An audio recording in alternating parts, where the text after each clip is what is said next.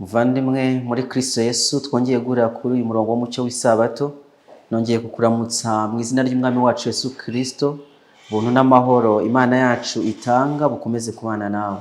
Ndashima Imana cyane yuko yakomeje kuturinda kugeza n'uyu munsi. Yakomeje kuturinda guhera ku itariki ya mbere, none dore umunsi tugezeho. Ndashima Imana rero. Imana yakoze ibikomeye cyane, nanjye ndishimye. Izina ry'Uwiteka rihabwe icyubahiro.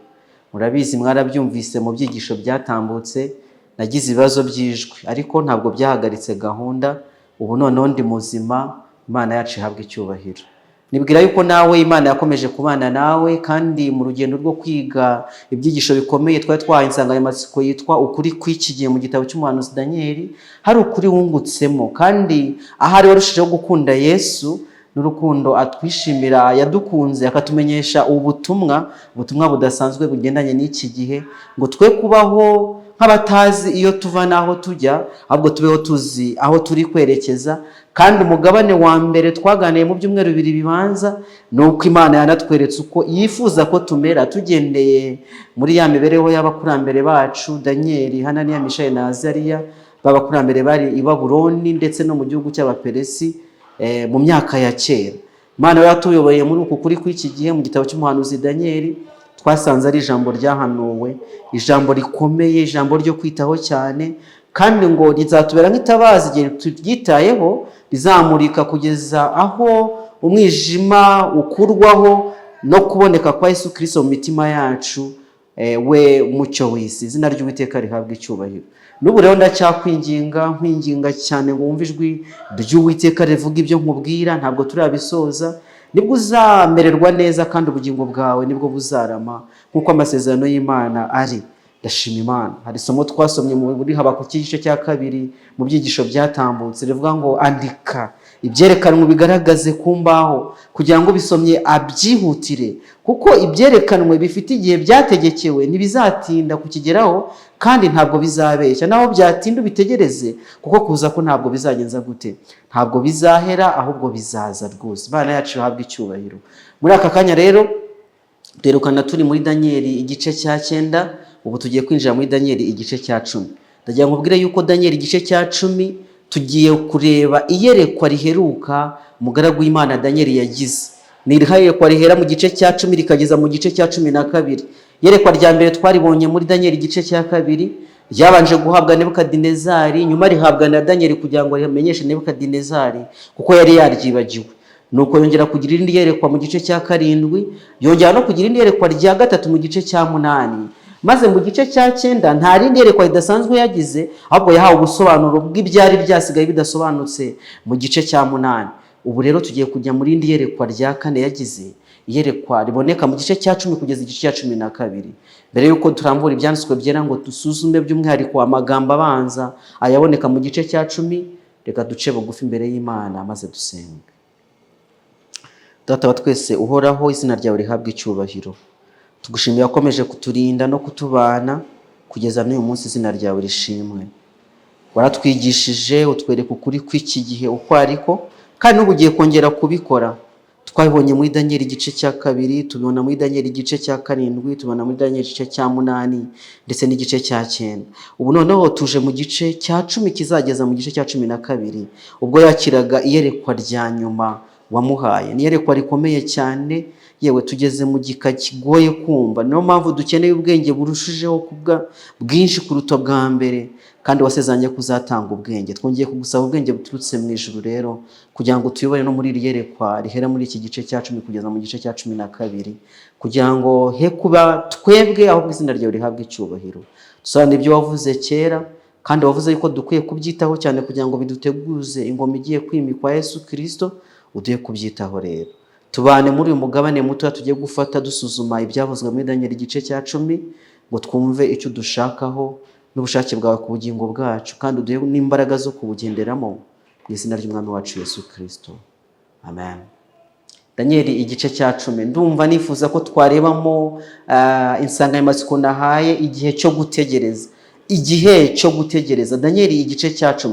Ndagira ngo mwibutse yuko twari turi muri Daniel igice cya 9, aha tubwiye iby'ibyumweru 70. Ntabwo mbisubiramo ko twabitsinzemo. Twabonye ko bigabanijemo imigabane ingahe? Igera muri itatu y'ingenzi, ibyumweru 32, ibyumweru 7, icyumweru kimwe. Icyo cyumweru cya nyuma nacyo kigabanyijemo indi migabane 2 kuko byageze hagati Kristo akabuzanya ibitambo n'amaturo n'andi magambo akomeye. Ejo twari abisuzumye tubona yuko ari umugabane ukomeye cyane werekeranye n'abayuda gusa, kubera ko ibyumweru 7 byari bitegekewe ishyanga ry'abayuda nk'uko twabibonye, ariko kandi ari umugabane w'iminsi 300 yavuzwe muri Daniel igice cya 8. Kandi twabonye ko ikintu gikomeye cyagombaga gukorwa kwerezo y'imyaka 2300 tubwirwa muri Daniel 8:14 ari uko ubuturo bwera bwagombaga kugenza gute, bwagombaga kwezwa. Twasomye amagambo akomeye, tubona yuko turi mu gihe cy'urubanza, tubona yuko ibyacu biri gusuzumwa cyane. Nshuti zanjye, ndongera kubashishikariza kwita kuri iyo ngingo, muzirikana ko turi mu gihe cy'urubanza. Hari abantu badafite icyo bitayeho, hari abantu bibwira yuko Yesu Kristo yabirangije cyangwa se iby'amategeko y'Imana bitabareba. Twabonye ko amategeko y'Imana ari urufatiro rukomeye rw'ibyo urubanza rugomba gushingirwaho, kandi ibyo umuntu abamo, ibyo umuntu akora, ibyo umuntu avuga ari ibintu bizaza mu rubanza hagendewe ku mategeko y'Imana. Nasomye amagambo akomeye ari mu Bagalatiya igice cya 6 umurongo wa 7. Ndagira ngo nsomire isomo nshimangira ingingo, avuga ngo ntimuyobe nshuti zanjye, Imana ntinegurizwa izuru, kuko ibyo umuntu abiba ari byo azasarura. Ubibira umubiri we, muri uwo mubiri azasarura kubora, ariko ubibira umwuka, muri uwo mwuka azasarura ubugingo buhoraho. Nuko rero umurongo wa 9, twe gucogora gukora neza, kuko igihe nikisohora tuzasarura nitutagwa isari. Nuko rero tugire bose neza uko tubonye uburyo, ariko cyane cyane ab'inzu y'abizera. Ijambo nashaka gushimangira nuko ibyo umuntu abiba ari byo azasarura. Ntabwo dukwiye kuyoba, ntabwo dukwiye kwibwira yuko Imana ntacyo yitayeho, ngo Imana ntabwo inegurizwa izuru. Imana ifashe ubwoko bw'Imana kugira ngo twite ku butumwa twumvise muri Daniel igice cya kangahe, igice cya 9 twaganiriye. Reka twinjire muri Daniel igice cya 10. Hari amagambo atubwira ibyiyerekwa, namaze kubivuga yuko Daniel igice cya 10 yongeye kugira iyerekwa, kandi iyerekwa yagize rihera muri iki gice cya 10 kugeza mu gice cya 12 umurongo wa 4. Iryo ni iyerekwa rimwe tugiye kubona, ndetse wavuga yuko ari igice cya 12 cyose, ntabwo naba mbeshye, kubera yuko hari ibibazo yibajije yongera guhabwa ubusobanuro bwabwo bwimbitse mu mirongo isigaye igice cya 12. Reka rero muri aka kanya tuganire igice cya 10 gusa, nacyo ntabwo ari kigufi. Ndagira ngo mbanze nisegure yuko bino byigisho bishobora kuzabirebire. Iri yerekwa rya nyuma Daniel yagize rirakomeye cyane pe, ndetse abantu benshi ntabwo babasha kubyumva. Turi kugeba intangiriro y'igice cya 10, ruraza kuduha intangiriro. Igice cya 11 kizajya mu busesenguzi bwimbitse bw'iyerekwa nyirizina. Igice cya 12 kizaduha umusozo. Nitujya mu gice cya 11 byo bizaba ari ibindi. Dushobora gukoresha rero igihe kiruta icyo twakoresheje mbere, ariko turi mu ishuri, kandi ibyo turi gushaka ni ibyerekeranye n'ubugingo buhoraho. Ndumva tuzatanga igihe cyacu kugira ngo tubashe kubyiga. Nanjye ntabwo nzakabya kubwo gufashwa n'Imana, ariko igihe gishobora kwiyongeraho gatoya. Imana izadushoboze kugira ngo tubyihanganire. Reka twinjire muri Daniel igice cya 10. Hatubwira Daniel abona ubwiza bw'Imana arabirana, niko umutwe w'amagambo uhanditse. Murongo wa 1, mu mwaka wa 3 wo ku ngoma ya Dariyo umwami w'Ubuperesi, Daniel wahimbwe Beluteshazari, hariho icyo yeretswe kandi cyari cy'ukuri, ari cyo ntambara zikomeye. Amenya icyari cyo, ibyo yeretswe biramusobanukira. Ni mu mwaka wa 3 wo ku ngoma yande yakura umwami w'Ubuperesi.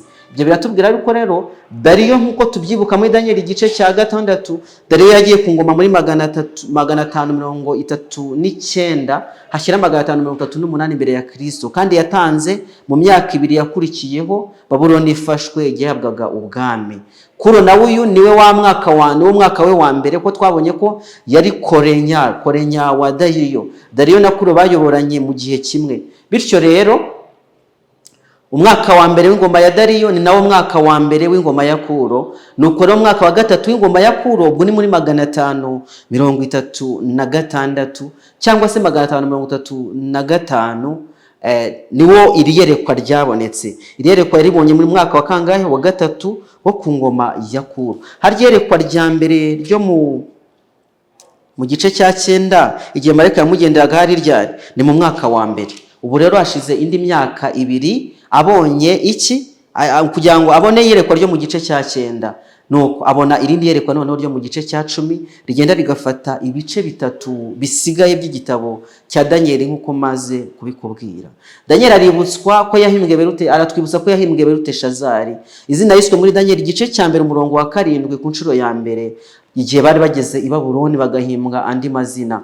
Ibyo bisa biratubwira iki? Biratubwira yuko Dariyo wanditse ibice byabanje, mbambe Danieli wanditse ibice byabanje, ari nawe Danieli wahawe rino yerekwa. Bityo rero kugira ngo dusobanukirwe amagambo tuzabona muri irekwa, byanze bikunze tuzifashisha na bya bice bibanza, kubera yuko byose byerekeranye n'ibihe bizabaho mu gihe kize kera, nk'uko twabonye muri Danieli igice cya 8. Danieli aramya avuga ko amenya icyo yeretswe icyari cyo muri no murongo, ndetse avuga yuko icyo yeretswe ari icy'ukuri, kandi atubwira yuko byagenje gute, byamusobanukiye. Nanone rero nk'uko twabonye muri Danieli igice cya 8 mu buryo bw'umwihariko, ndetse no muri Danieli igice cya 9, turahamagarirwa kongera gusuzumana ubwitonzi iyerekwa noneho yumvise neza ryerekeye igihe gishize kera. Nibyo igihe gishize kera. Reka nsubiremo aya magambo tumaze gusoma. Umurongo wa 1 ngo mwaka wa 3 wo ku ngoma ya Kuro umwami w'Ubuperesi, Danieli wahimbwe Beluteshazari hari icyo yeretswe kandi cyari cy'ukuri, ari cyo ntambara zikomeye zazindi twakomeje gusuzuma. Noneho wamenya icyari cyo, ibyo yeretswe bigenza gute, biramusobanukira. Imana ishimwe. Nibyo tugiye kongera gusuzuma twitonze ibyo ngibyo yabonye. Twabonye neza ko yerekwa ryo mu gice cya 8 ryamutangaje cyane, ariko ntiyarisobanukirwa, ariko aza kuryumvishwa nuko yunguye ubwenge muri Danieli igice cya 9 usoma umurongo wa 22, maze Gaburiyeli bisobanura neza mu mirongo ya 24 kugeza 27 y'icyo gice cya 9. Mu guhamya ko rero ibyeretswe ari iby'ukuri, ubwo ahuza neza n'amagambo ya Gaburiyeli wahamije ko ibyerekanwe byavuzwe ko bizaba muri iyo minsi uko buzacya bukira ari iby'ukuri.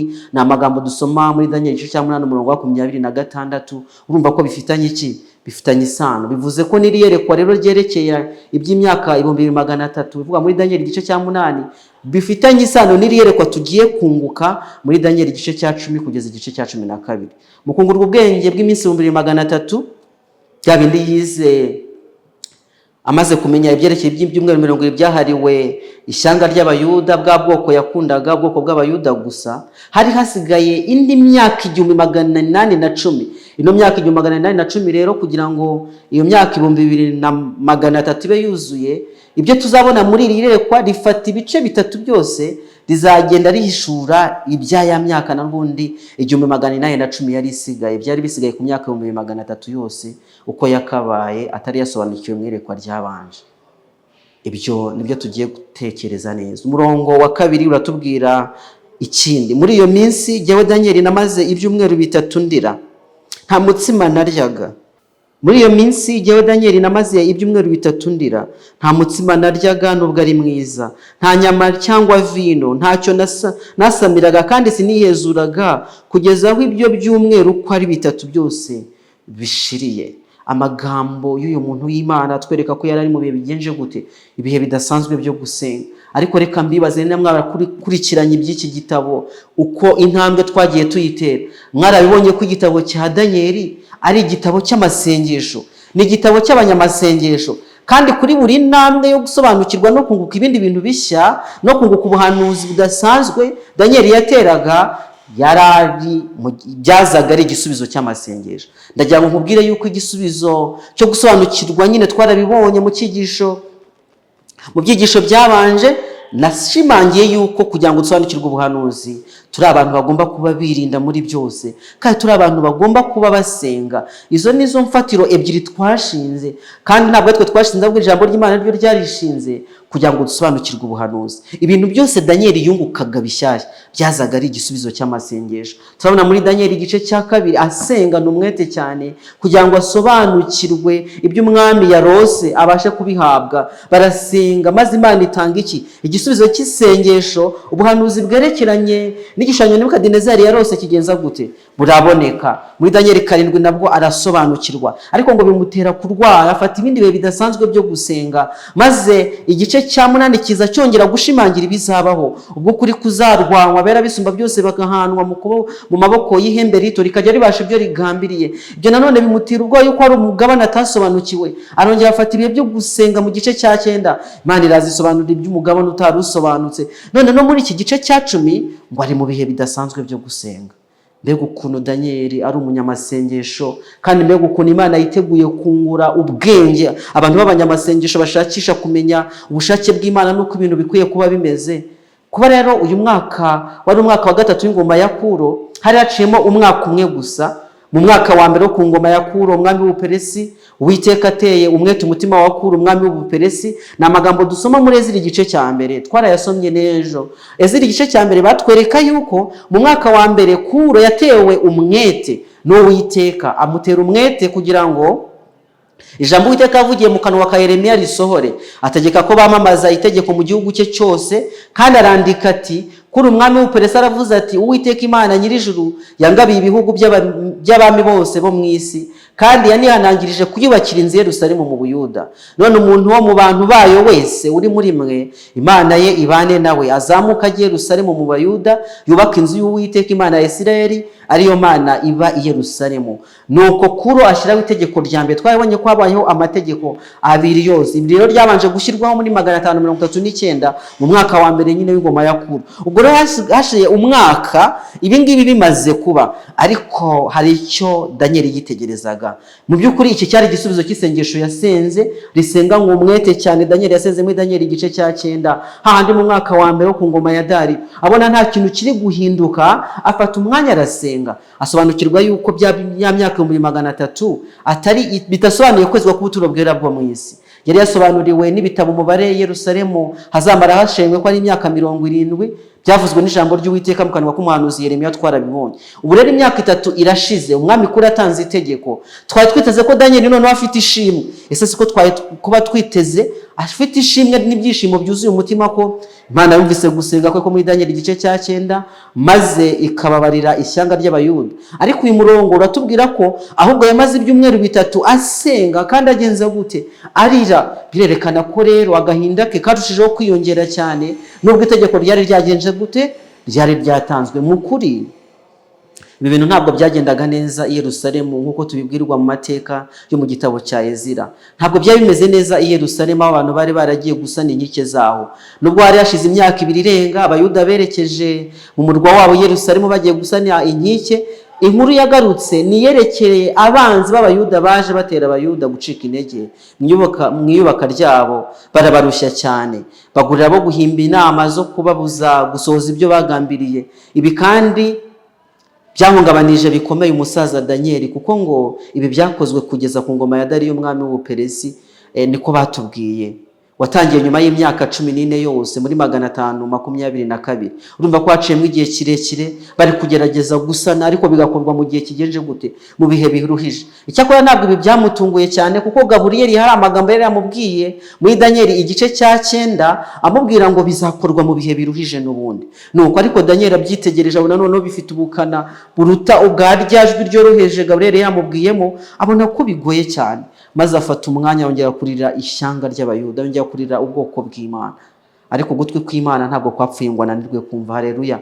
Gusenga no kwinginga kwa Daniel yingingira ubwoko bwe, Imana yarabyumvise. Ubuhanuzi butangaje cyane tubona muri Daniel igice cya 11 n'icya 12 bwavuze byinshi cyane birenze ahazaza ha Yerusalemu, by'Imana yifuza guhishurira umugaragu wayo yikunda Daniel. Turaza kubona byinshi uko turushaho kujya mbere, ndetse n'ibyo natwe abo muri iki gihe tugitegereje nk'ibizaba bitarasohora. Imana yabwiye ubwoko bw'Imana, kandi binyuze mu mugaragu wayo Daniel. Ndi kukubwira igihe cyo gutegereza.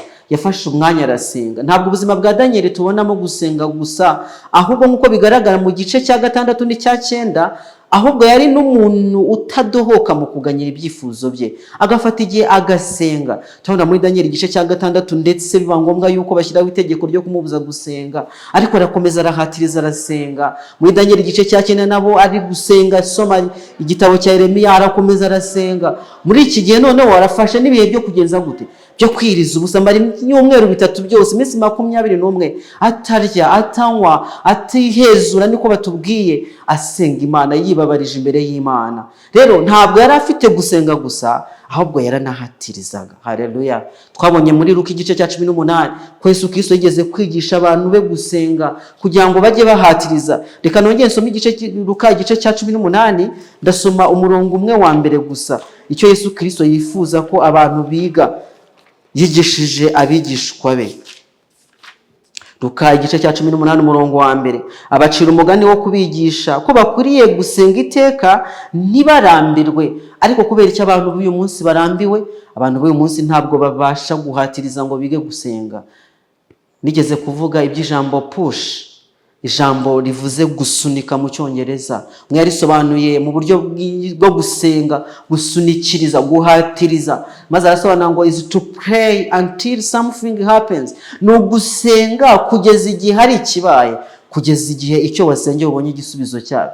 Nubwo atanditse ibyari mu mutima we, Imana yo yari ibizi, kandi icyo nicyo cy'ingenzi. Igihe Gabriel yamubwiraga ati imiharuro n'impavu bizasubizwaho kandi bizakomerwa mu bihe bihuruhije, inkuru yaturutse Yerusalemu yaje ari mbi cyane ugereranije n'ibyo Gabriel yari yaramubwiye. Maze afata igihe agenza gute, arasenga. Nanone yongeye kwingingisha Imana umutima we kubw'icyo kibazo cy'ubwoko bwe n'ahazaza ha Yerusalemu. Yahisemo gufata igihe kitari gito yiyima ibyo kunezeza umubiri we, kandi afata indyo yoroheje kugira ngo arusheho kwegera Imana. Nshuti yanjye, burya igihe cyo gutegereza kijya kiba kirekire. Byasabye ibyumweru 3. Twamaze kubona yuko muri Daniel igice cya 9 aho agitangira gusenga yarumvizwe. Twabonye iby'isengesho ryo kwihana, ariko isengesho ryo gusobanukirwa n'ibiriho byatwaye igihe kingana iki? Ibyumweru 3 asenga arira. Mbega ukuntu ari igihe bijya bisaba yuko abantu bategereza. Ariko igihe cyo gutegereza nacyo gifite umumaro kuri twebwe. Ntabwo ari uko Imana ishaka kuturushya, ahubwo birimo umugambi w'Imana, kandi umugambi w'Imana w'ingenzi cyane kuri twebwe. Mu by'ukuri igihe cyo gutegereza ntabwo ari igihe cy'imfabusa. Igihe cyo gutegereza Imana ni igihe imico itunganirizwamo, ni igihe kwizera kwacu kugerageza kandi kugakomezwa, ni igihe twigiramo kwiringira Imana no kwishingiza kuri yo. Kubera yuko igihe ibintu bibaye smoothly, ko dusabye duhita duhabwa, ahari ntabwo twakuzwa imico ngo turusheho kwitanga burundu, total surrender, ngo twihe Imana burundu, twumve yuko ntacyo twishoboreye ubwacu. Mu by'ukuri hari ikintu kibaho muri icyo gihe cyo gutegereza. Imana ikoresha igihe cyo gutegereza kugira ngo ibashe kuduhindura, iduhindura abana bayo. Hari amagambo witwa Jade yanditse amagambo akomeye cyane mu gitabo yiswe Desiring God, kwifuza Imana. Yaravuze ngo Imana iri gukorera muri uko gutegereza kwawe igihe ibintu bitaragenda neza. Burya Imana ibiri kugenza gute, ibiri gukorera muri uko gutegereza kwawe. Abantu benshi bafite ishimwe rikomeye mu mitima yabo kubera yuko bagize igihe cyo kurwara bakagera kure. Nanjye ndi umwe muri abo ngabo. Muri uko gutegereza gukira hari ibyo Imana yakoze, maze tubona yuko Imana irakomeye cyane. Hari ibintu rero bikomeye Imana iri gukorera muri uko gutegereza kwawe kugira ngo bireme ishimwe muri wowe, kugira ngo bigutere kuzirikana kandi bigutegurire ikintu kidasanzwe kizaba mu minsi izaza. Rega ndagira nkubwire yuko uko isi irushaho kujya mbere niko ibintu birushaho kuba bibi cyane. Ariko kandi hari amagambo nasomye yanditswe n'umuja w'Imana Ellen G. White, aravuga ngo ntabwo dukeneye gutinya hazaza, ntitugomba gutinya hazaza. Kubera iki? Keretse twibagiwe uko Imana yabanye natwe mu gihe cyashize.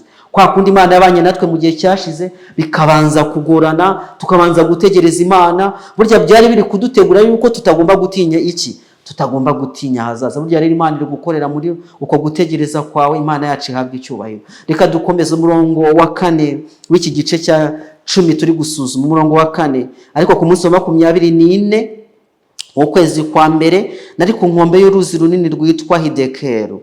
uru ruzi runini rwa Hiddekel. Ndagira ngo nkwibutse amagambo twigeze gusoma muri Testimonies to Ministers and Gospel Workers, amagambo yerekeranye n'iby'uru ruzi rwa Hiddekel. Baranditse ngo hakeneye ko twiga ibyimbitse ijambo ry'Imana, by'umwihariko tugashishikarira kwiga igitabo cya Danieli n'ibyahishuwe mu buryo burenze ubwo twigeze mu mateka y'umurimo wacu. Hari ubwo hari ibyo tutahita tumenya mu mirongo runaka ku bigendanye n'ububasha bwa Roma n'ubupapa, nyamara tugomba kwita ku cyo abahanuzi n'intumwa banditse bamumekewe na Mwuka Wera w'Imana. Umucyo Danieli yakiriye uturutse ku Mana yawuherewe by'umwihariko iyi minsi ya nyuma. Amayerekwa yaherewe ku nkombe z'uruzi Ulayi.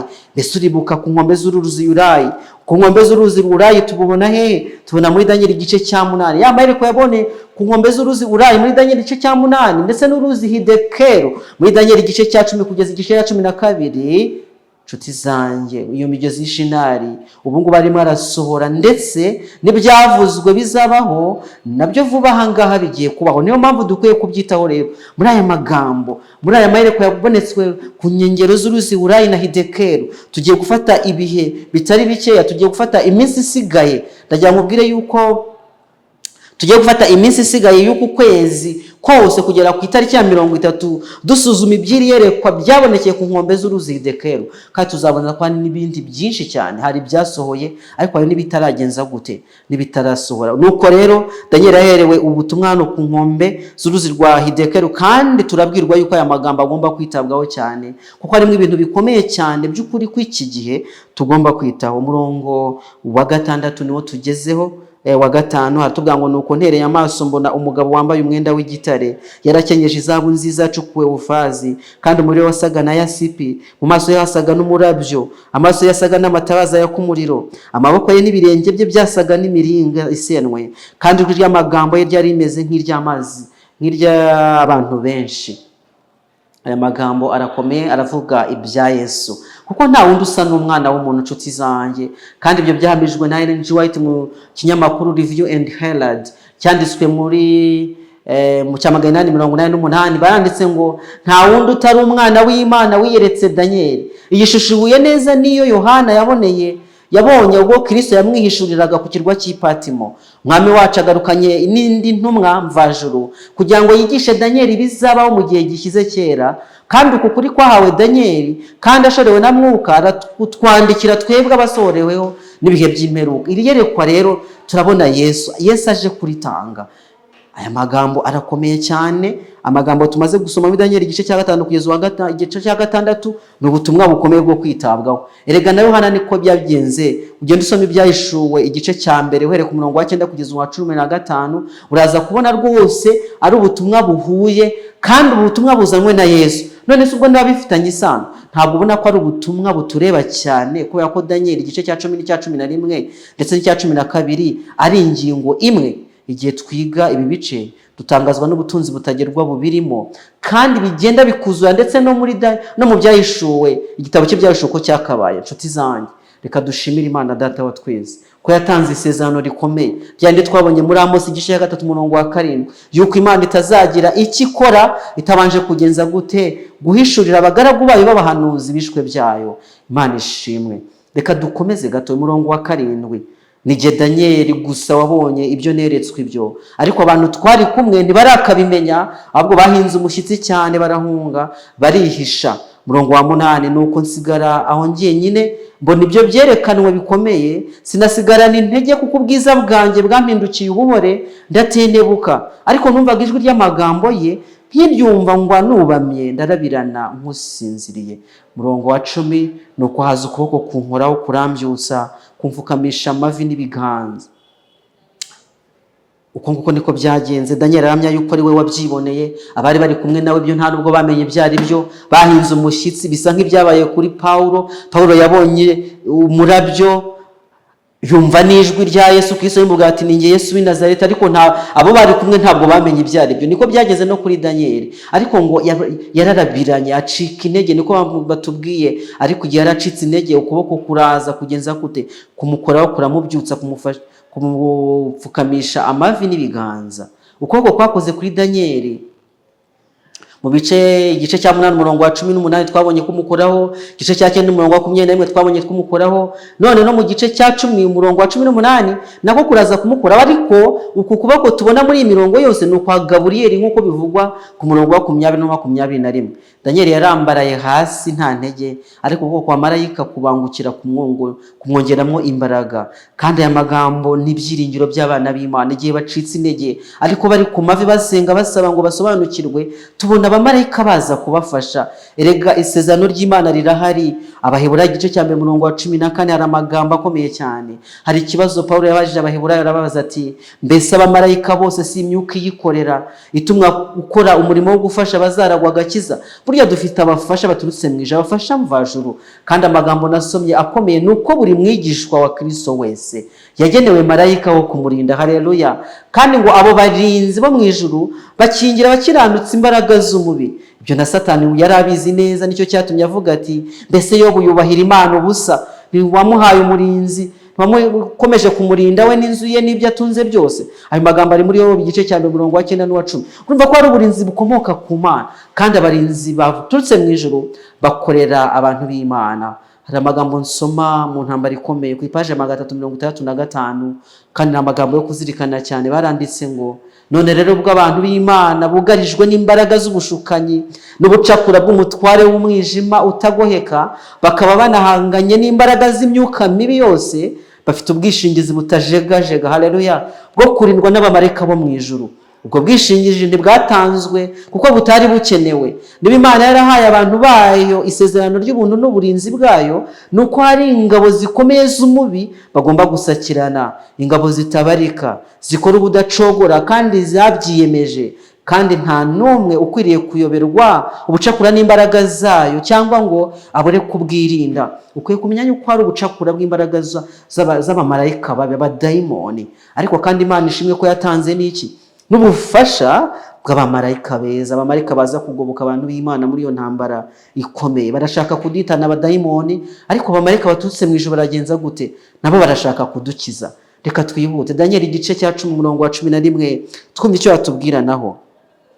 Nuko amaze kumukoraho aramukozaho ukuboko, aramubyutsa, amufamisha amavi n'ibiganza. Umurongo wa 11 watubwira ngo arambwira ati yewe Danieli mugabo ukundwa cyane, umva amagambo ngiye kukubwira. Haguruka weme kuko uyu munsi ngutumweho. Amaze kumbwira iryo jambo ndahaguruka mpagarara ntengurwa. Mu myaka 3 yari ishize, muri wa mwaka wa mbere w'ingoma ya Dariyo, tubona Gaburiyeli yari yaravuze ati kuko ukundwa cyane, kandi araza kongera abisubiremo mu murongo wa 19 w'iki gice ko Danieli ari umuntu ukundwa. Maze turabwiwe ngo yewe Danieli mugabo ukundwa cyane.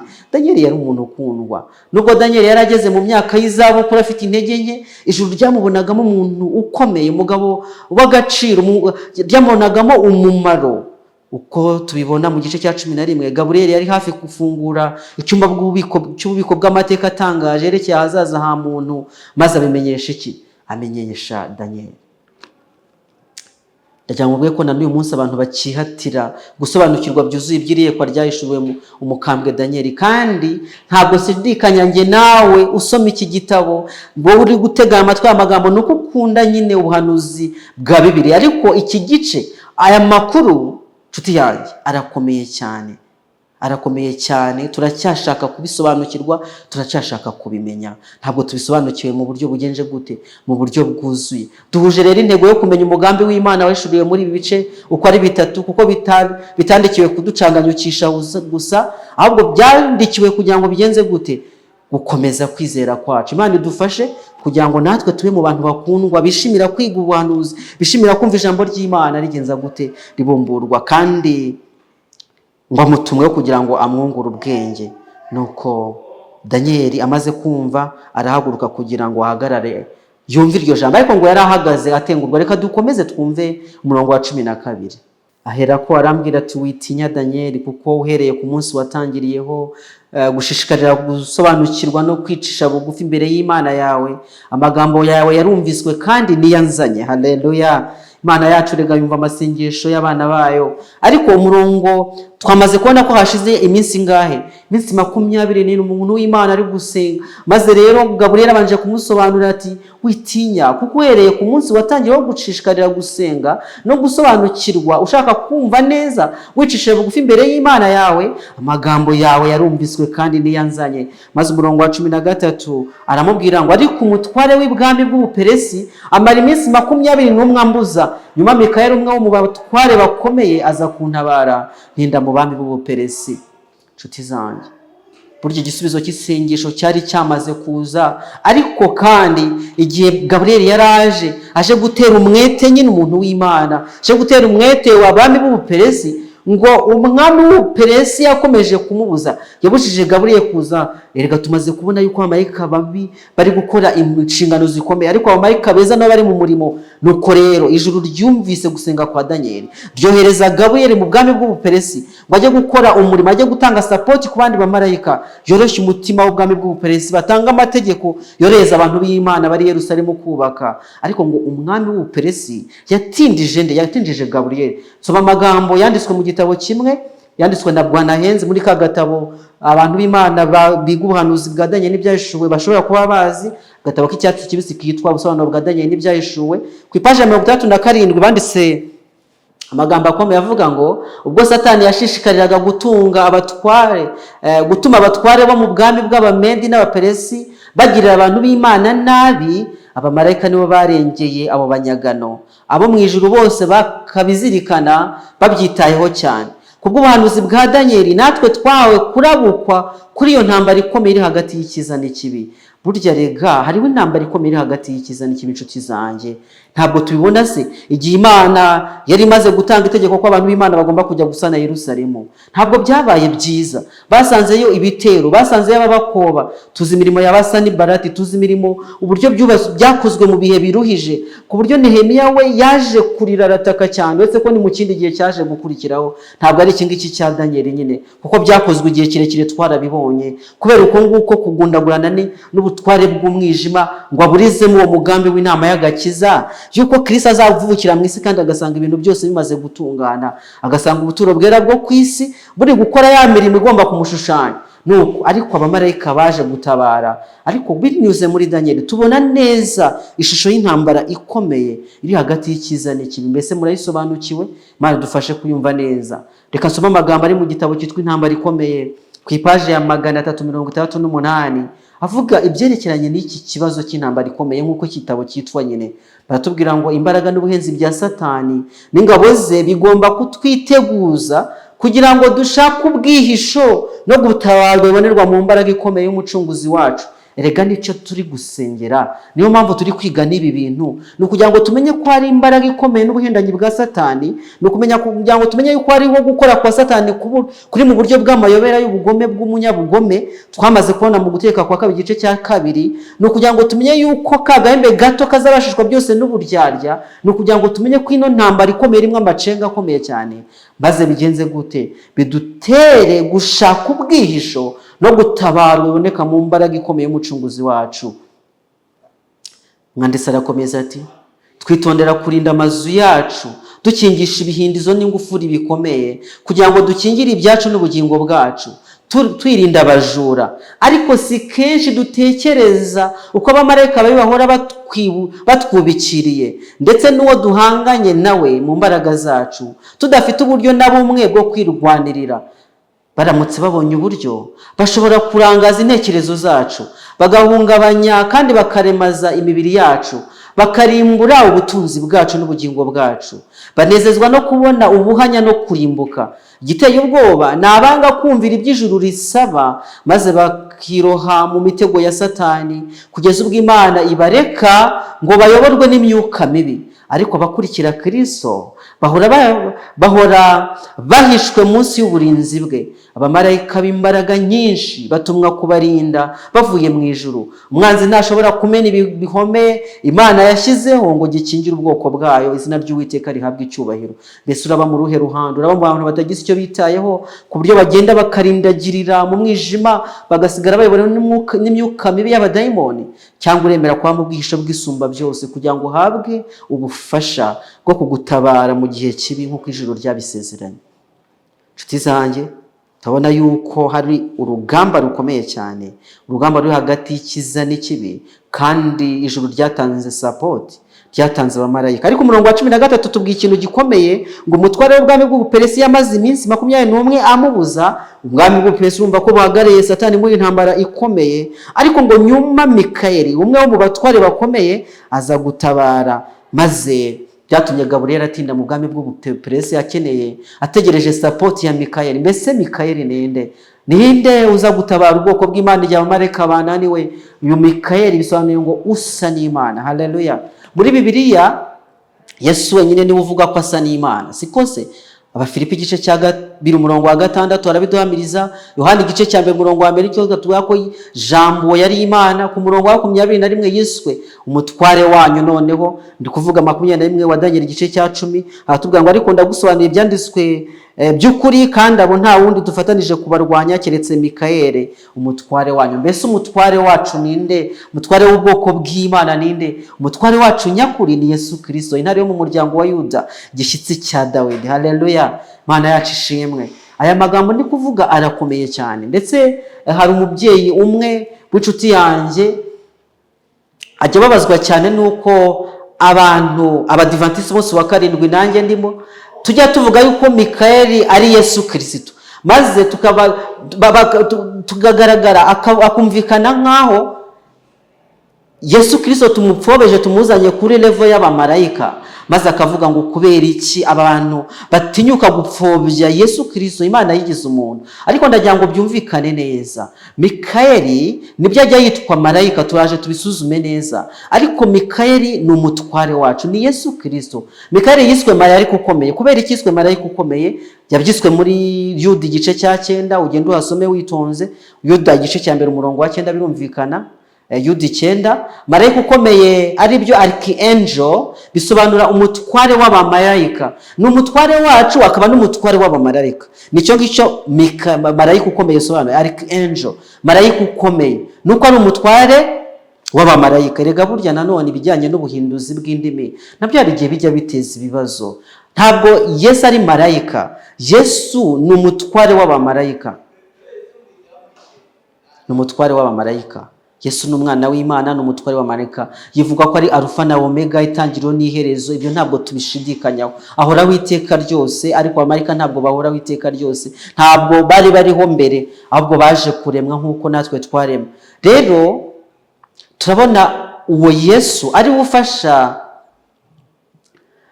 abamarayika bananiwe gutabara mu gihe gikomeye. Kandi Yesu niwe wafashije Imana kurema uyu mubumbe dutuyeho. Turabona muri Yohana igice cya 1 umurongo wa 1, kandi yabayeho mbere y'abamarayika, ndetse niwe waremye abamarayika nabo. Abo nabo bishimira kumvira amategeko ye kubera ko ari umutware wabo. Tumaze kubivuga yuko Mikayeli asa ari bisobanuye ngo usa n'Imana. Tumaze kubona isomo ryo muri Yuda yuko risobanura Mikayeli ko yiswe ukomeye. Tubona kandi isomo ryo mu rwa mbere rwa Tesalonike igice cya 4 umurongo wa 16 rivuga iby'umuzuko w'abapfuye, ijwi rya marayika ukomeye rizura abapfuye. Maze twajya mu butumwa bwiza bwa Yohana nk'uko bwanditswe mu gice cya 5 umurongo wa 25 kugeza 29, tukabona ijwi rya Yesu naryo ari ryo rizura abapfuye. Duhereye kuri ibi gusa turabona Mikayeli ukomeye ubasha kuzura abapfuye ari Yesu Kristo, kubera yuko abamarayika nta bushobozi bafite bwo kuzura abapfuye. Ijambo marayika kandi nanone ukwiye kumenya ubusobanuro bwaryo. Ijambo marayika bisobanuye intumwa. Yesu rero yagiye yigaragaza mu ishusho ya marayika uzaniye ubwoko bwe ubutumwa bwihariye, mu ishusho y'intumwa nyine izanye ubutumwa. Kubyerekeye Daniel, ni Mikayeli waje gufasha Gaburiyeli gusubiza isengesho biciye muri za ntambara z'ubwami bw'Ubuperesi twamaze kubibona.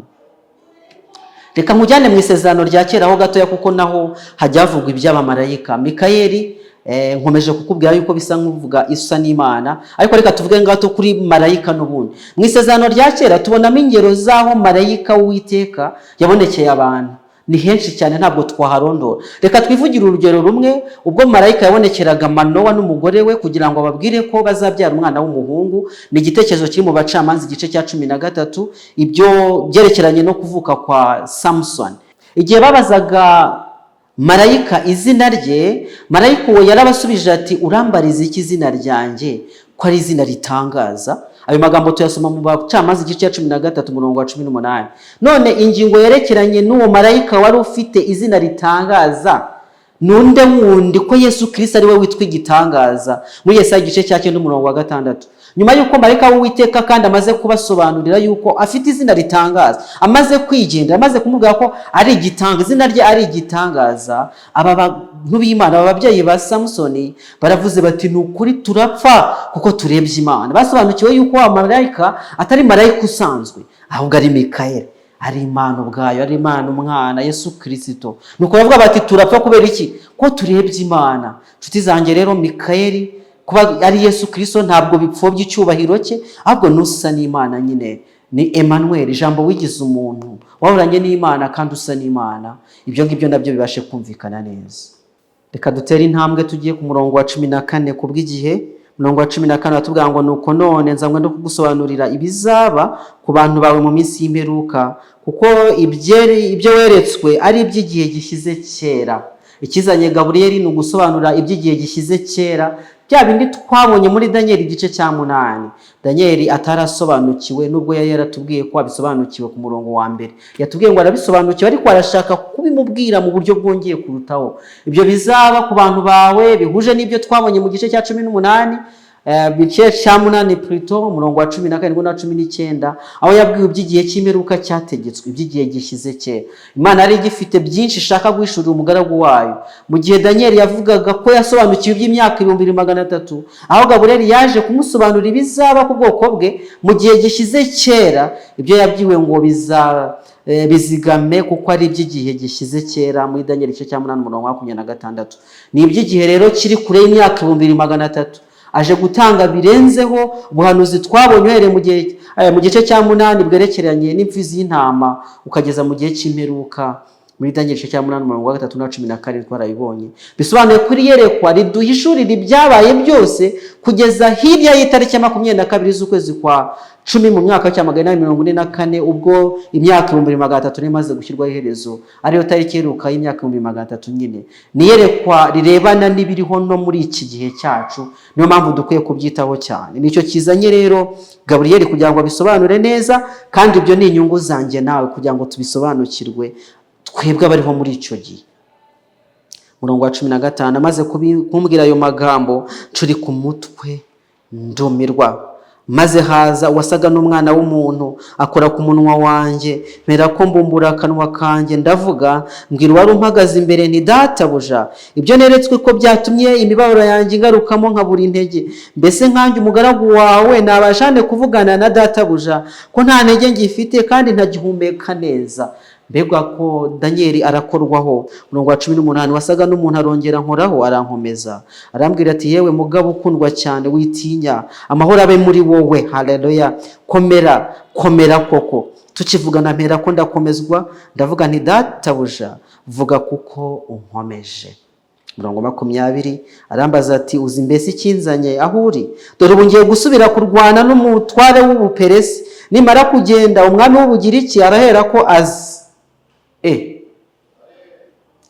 Marayika Gaburiyeli yabwiye Daniel ko agomba gusubira guhangana n'imbaraga z'umwijima zakoraga mu bitekerezo by'umwami w'Ubuperesi. Uru rugamba rwagombaga kuzanira ubwoko bw'Imana kongera gusubizaho ubutegetsi bwabo no kwigarurira no kwitegura umucunguzi wagombaga gucungura isi twarabibonye yuko yari imyaka yabo yo kwitegura Yesu Kristo uzaza mu cyumweru cya nyuma cya 70 cy'ubuhanuzi bwo muri Daniel igice cya 9. Imbaraga z'umubiri rero zahirimbaniye kuganza mu mitegekere y'ubuperesi, ariko ijuru niryo ryageze ku nsinzi. Haleluya! Nkuko byagaragaye nk'itegeko ryatanzwe n'umwami Kuro rikongera gutsindagirwa na Dariyo ndetse na Artazerusi, twarabiganiriye abo bami b'ubuperesi. Nyamara ntibyakomeje bityo, kuko igihe bemeraga kuyoborwa n'imbaraga y'umwijima, ingaruka yabaye gusenyuka, maze ingabo z'ubugiriki zongera kugenza gute?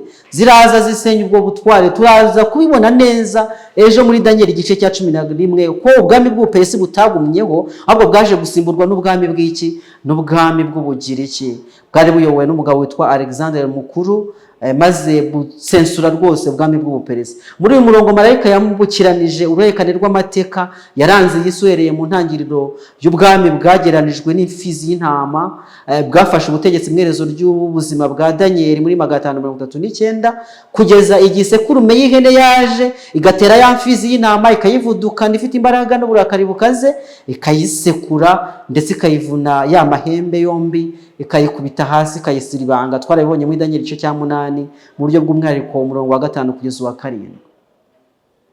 Nshuti zanjye, dusoma amagambo ari mu bahanuzi n'abami ku ipaje 187 akomeye cyane, amagambo avuga ngo Imana ihoraho izirikana iby'amahanga akora kandi nta kwibeshya ibigiramo. Burya Imana iritegereza cyane, yitegereza ubwami bw'ubuperesi, iragenda ihangana n'izo mbaraga, baza gushyiraho amategeko, ariko nyuma baragoma. Turaza kubibona yuko hari abandi bami bagiye bakurikiraho, ariko baragenda baragoma nyine bati Imana erega iby'ubwami bw'ubuperesi biratangaje cyane. Uziko tuzasanga hari igihe habayeho n'itegeko ryo gutsensura ubwoko bw'abayuda, igihe bwatangwaga n'ubwabo na Hamani umutware w'ubwami bw'ubuperesi mu gihe cya Ahasuwerusi. Tuzabisuzuma mu gitabo cya Esteri, ariko turaza kubira mu gice cya 11 ejo nituba turi kwiga iby'ubwami bw'ubuperesi. Nyuma rero baje kugoma bajya kure cyane, maze Imana irabareka ishyiraho ubwami bw'ubugiriki. Ubwami bw'ubugiriki nabwo bwigeze kwibasira Imana cyane mu gihe cya Antiochus. Hari tuzakomeza kubibona naho muri icyo gice cya 11 tuzasuzuma tureba ayo mateka mu buryo bwihari.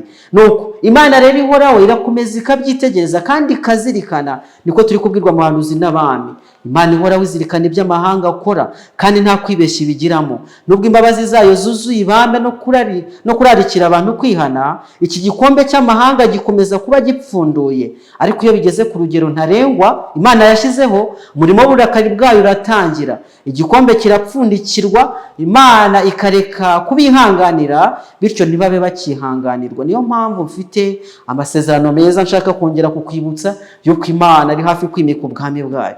Imana irashaka ko ivanaho ubutware bw'ihembe rito, kuko ntabwo bizakomeza kwihanganirwa. Twaramaze kubona yuko hari abaharinzi n'abera bari mu ijuru bitegereza ibikorerwa mu isi, maze bagasuzuma bakareba. Igihe kirageraho hagatangazwa amatangazo yerekeranye n'imyanzuro y'urubanza.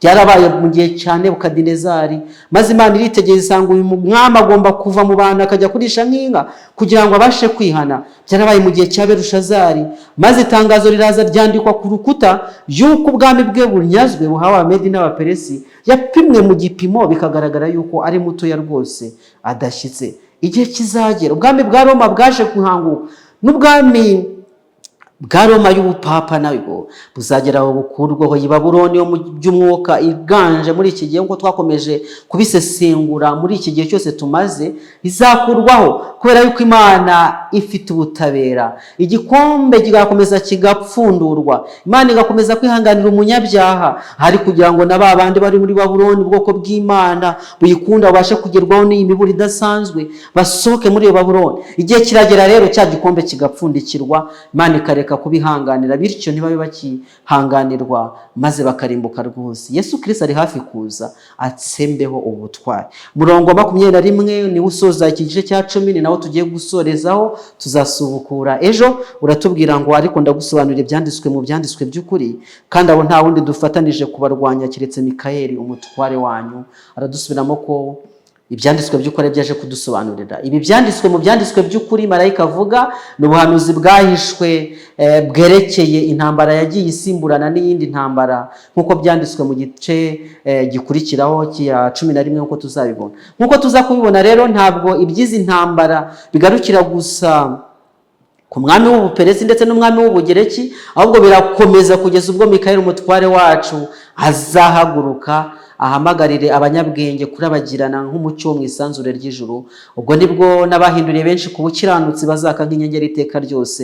Ni amagambo tuzasoma mu gice cya 12 ku musozo w'iri yerekwa, umurongo wa 2 n'uwa 3, ubwo ubwoko bw'Imana buzaba butabawe. Ni yerekwa rirerire rero rihera mu gihe cya Danieli nyirizina. Urumva yuko Danieli ari mu gihe cy'ubwami bw'Ubuperesi ku mwaka wa 3 w'ingoma ya Kuro, ndetse Gaburiyeli aracyahangana n'izo mbaraga z'umubi ziri gukora mu bwami bw'Ubuperesi, kuzakomeza ukageza ubwo Yesu Kristo azangaruka. N'ubu turacyategereje ko aza kudukura mu isi. Ni ibintu bitureba rero, kandi twazigenda dutera intambwe ku ntambwe tubona uko ibintu bimeze ubu, kugira ngo turusheho kwitegura Kristo uri hafi kwimika ubwami bwe. Ndasoma amagambo asoza, amagambo meza, amagambo y'ibyiringiro ambwira ngo nubwo abategetsi b'isi batabizi, nyamara ibihe byinshi abamarayika bafataga ijambo mu nama zabo. Abantu bagiye babarebesha amaso yabo, abantu bagiye bumva ihamagara ryabo babararika, haba mu byumba by'inama no mu nkiko. Intumwa mvajuru zaburaniraga abantu barenganwaga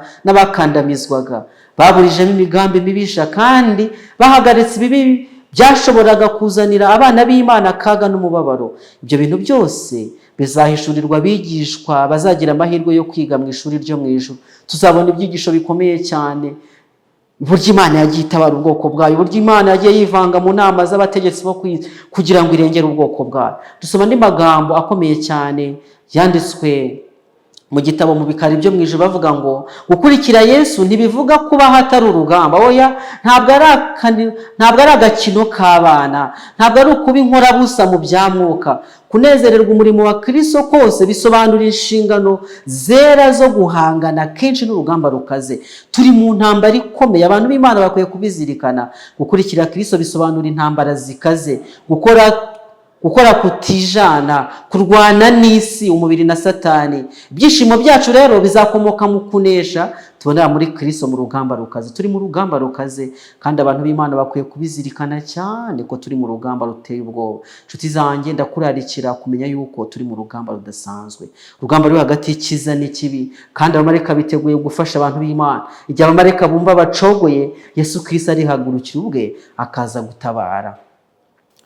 Turabibona neza yuko no muri urugamba dutegereje imbere yacu, ubwo ihembe ritoya rizaba rigora ibidasanzwe mu kurwanya ubwoko bw'Imana. Ahari icyo gihe abamarayika bazaba bananiwe mu mubabaro utarigeze kubaho. Tuzabona muri Danieli 12 umurongo wa 1. Icyo gihe Mikayeli azahaguruka. Haleluya! Mikayeli azahaguruka aze kurengera intore ze. Icyo gihe azatukure mu isi, kubera yuko igikombe cya Babuloni kizaba kigenje gute? Kizaba cyuzuye. Hari ubwo abantu b'Imana bacogora rero, maze bakayoberwa iby'iyi ntambara. Yesu Kristo yaje kubisobanura mu mugani w'urukungu mu masaka, maze aribaza ariko ngo kubera iki abagaragu ba Yesu igihe yacaga umugani mu gice cya 13 umurongo wa 27 aca iby'urukungu mu masaka, ngo umubibyi yarasohotse abiba imbuto, kandi imbuto nziza. Nuko bukeye hamera imbuto nziza ariko zivanze n'urukungu, hameze amasaka hamera n'urukungu. Maze abagaragu b'uwo mubibyi baraza babaza nyir'umurima bati, mutware, ntiwabibye imbuto nziza mu murima wawe? None urukungu rurimo rwavuye hehe? Maze nyir'umurima arabasubiza ati, ni umwanzi warubibye. Yesu Kristo bamubaza ubusobanuro bw'uwo mugani. Abigishwa bifuje kumenya iby'umugani w'urukungu mu masaka, maze Yesu Kristo abisubiza ku murongo wa 31, arababwira ati, ubu imbuto nziza n'umwana w'umuntu, umubibyi ni Yesu Kristo. Haleluya! Umurima ni isi, imbuto nziza nizo bana b'ubwami, urukungu ni abana b'umubi, umwanzi warubibye ni Satani. Mbega ukuntu turi mu ntambara ikomeye cyane ihangayikishije umubi na Satani na Yesu Kristo. Yesu Kristo yarabibye, Satani nawe arabiba. Hariho itsinda ry'abana b'Imana bahanganye n'abana b'umubi. Mbese uri mu ruhe ruhande? Kandi igitabo cy'ibyahishuwe kijya muri izo ntambara cyane. Maze wasoma igice cya 17 tuvuga ko mu ijuru habaye intambara, Mikayeli n'abamarayika batabara kurwanya cya kiyoka. Ikiyoka kirwana n'abamarayika bacyo ntibanesha, kandi mu ijuru ahabone habakiboneka. Cya kiyoka kiracibwa, nicyo yanzuka ya kera yitwa umwanzi na Satani, nicyo kiyobya abari mu isi bose. Wabyumvise ko ari urugamba ruhanganishije Mikayeli na Satani. Nuko kijugunwa mu isi, abamarayika bacyo bajugunywanwa nacyo. maze ijambo riratangaza mu ijuru ngo nuko rero wajuruwe namwe abaririmo nimwishime, nawe wowe wasiwe nawe wanyanja we mugushije ishyano, kuko Satani abamanukiye afite umujinya mwinshi, azi yuko afite igihe gito. Ariko Imana ishimwe yuko itanga ubufasha bw'abamarayika kugira ngo baturengere muri ibyo bintu bidasanzwe. Twabibonye yuko ijuru ryabisezeranye mu Baheburayo igice cya mbere umurongo wa 14.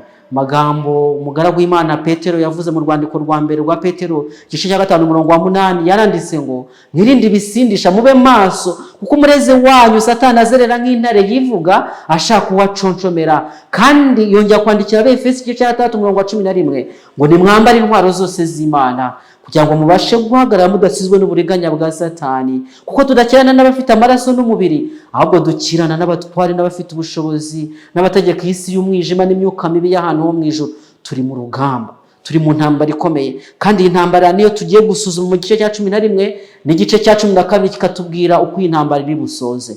Mbese uraba mu rure ruhande. Ndagira ngo nkwibutse amagambo twasomye mu byashu igice cya 17 umurongo wa 14, kwa hari itsinda rya Satani riri kumwe n'abami bo mu isi, ndetse bafatanije n'inyamaswa n'igishushanyo cyayo n'umuhanuzi w'ibinyoma bose, ngo bafatanirije hamwe maze bahuza inama kugira ngo barwanye umwana w'intama. Ariko umwana w'intama azabanesha. Haleluya!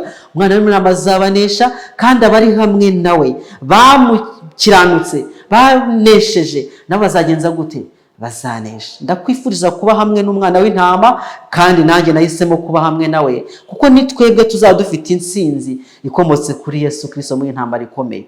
Muradikiye kuzabana nanjye ubwo tugiye gusuzuma iby'intambara ikomeye muri Daniel igice cya 11, igice gikomeye cyane, ariko tugiye kwiga twitonze. Birashoboka ko tuzavuga amagambo menshi mu gihe gitoya, ariko ni byiza yuko izi video ushobora gusubiza inyuma ukongera ugasubiramo. Imana izagufashe cyane kugira ngo tunguke ubwenge bukomoka mu ijuru mu izina rya Yesu. Reka mbere yuko dutandukana twicishe bugufi imbere y'Imana maze dusenge.